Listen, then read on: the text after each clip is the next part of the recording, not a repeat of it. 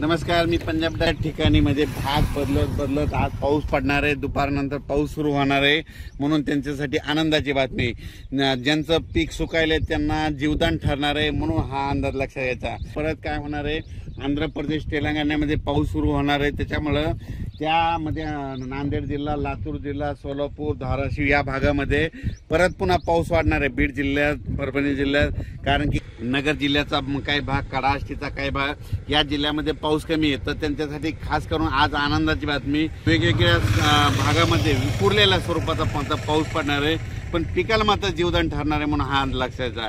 खूप मोठा नसणार आहे, पण शेतामधून पाणी बाहेर निघेल, थोडं पेंडवालता होईल, कुठं रिमझिम पडेल हे लक्षायचं।